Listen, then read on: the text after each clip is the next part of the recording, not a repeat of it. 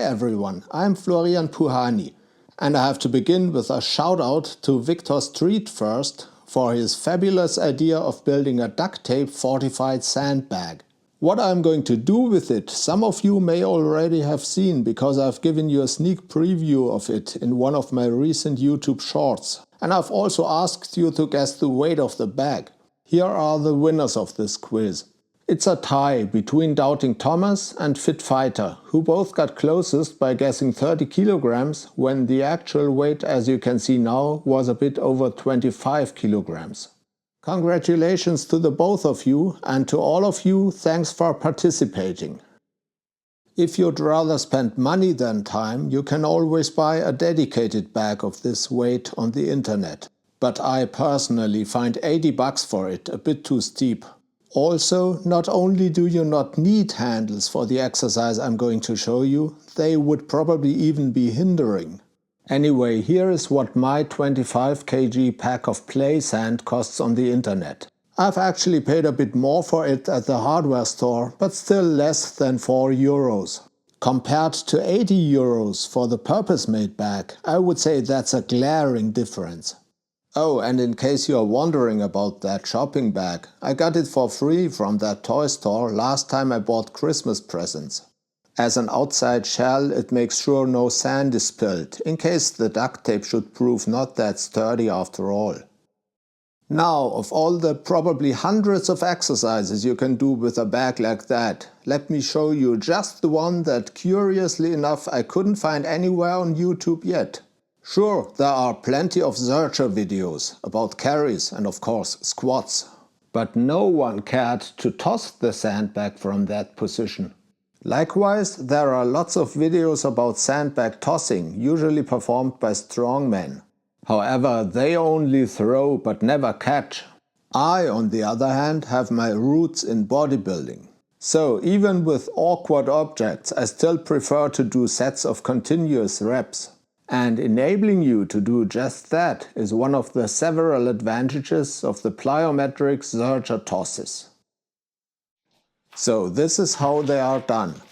The beauty here is that no matter which training goal you have in mind, I'll come to those later, you can always ease yourself into the exercise gradually. Just begin with normal Zercher squats. Then, bit by bit, increase the hip hinge. And finally let go of the sandbag in the top position. The underlying principle here goes way beyond merely warming up. You can increase the resistance without increasing the weight of the bag. Just think about for a moment how much time or money it would cost you to get a whole set of sandbags of different weights in small increments. Fortunately, you don't have to, because of physics. Force is mass times acceleration, and acceleration is the parameter you can adjust continuously on the spot. Up to a certain degree, of course. For higher tosses, you will have to open up your elbows a bit in the bottom position and accelerate the sandbag also with your forearms on the way up. But be careful with that, because it means a lot of stress for your biceps. Try to toss as vertically as possible. Then follow the bag with your eyes and, if necessary, also with your legs. But don't go after the bag if it comes down too far away from you to assume a good body posture for catching. The latter is pretty intuitive. Just keep your elbows flexed to keep the strain on your biceps in check. Always catch with your chest facing the bag. Never rotate your upper body to catch it on the side. Keep your core tight, your back upright and your lumbar spine in its natural lordosis, just like you would in any type of front squat. And yeah, I'm aware I'm not in all aspects setting a good example here in this take. But please keep in mind that the exercise is quite new to me too.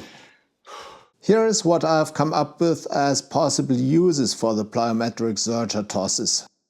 As a warm-up, keep the tossing to a minimum at first for a minute or so to bring your body's core temperature up to speed. Then perform the exercise increasingly vigorously to warm up all major muscle groups.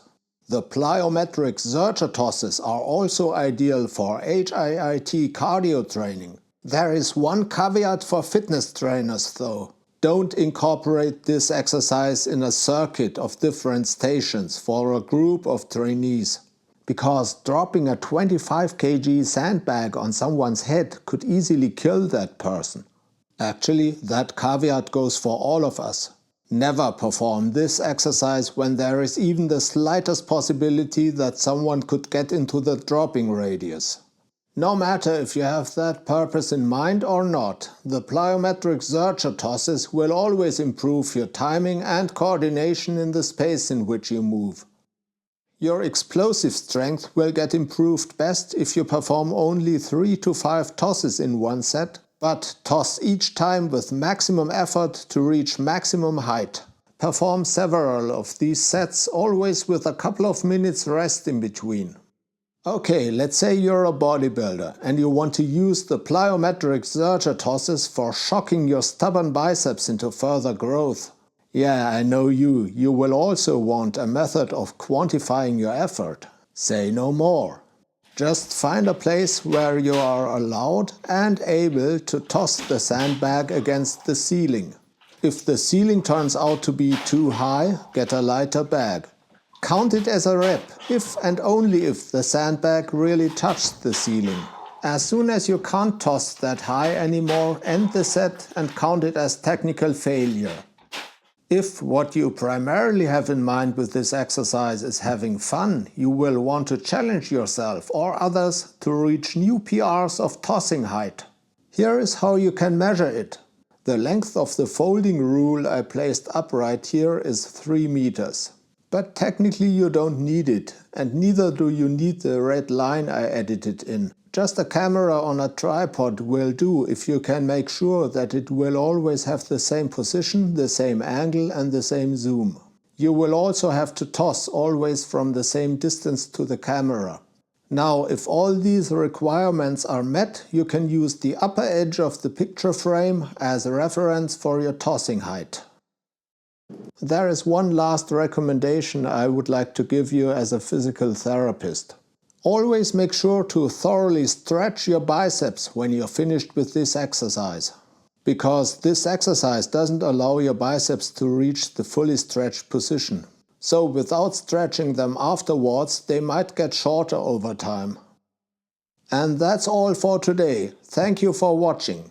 Until next time. My name is Florian and I'll continue to make an effort so that you don't get bored with your training.